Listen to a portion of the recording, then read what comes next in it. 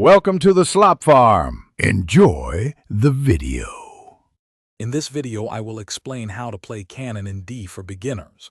Let's start by mastering the foundational four chords: D major, A major, B minor, and G major. These four chords form the entire harmonic structure of the piece. Practice transitioning smoothly between them, ensuring each chord rings clearly.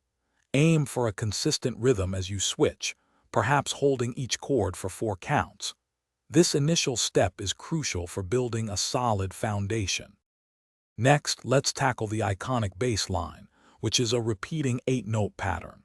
This line is typically played by your left hand and provides the rhythmic and harmonic anchor for the entire piece.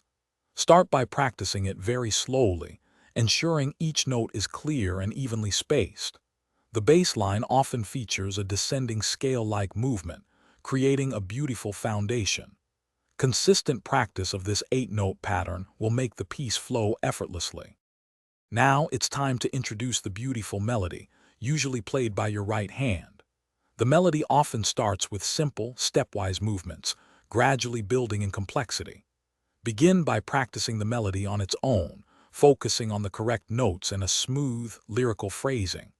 Pay attention to where the melodic phrases begin and end.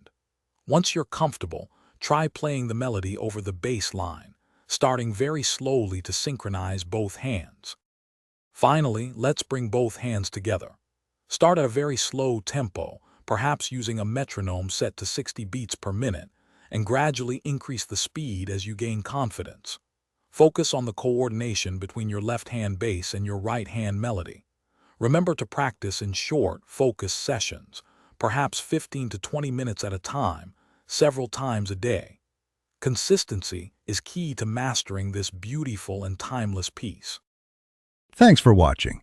Consider subscribing if we helped you today.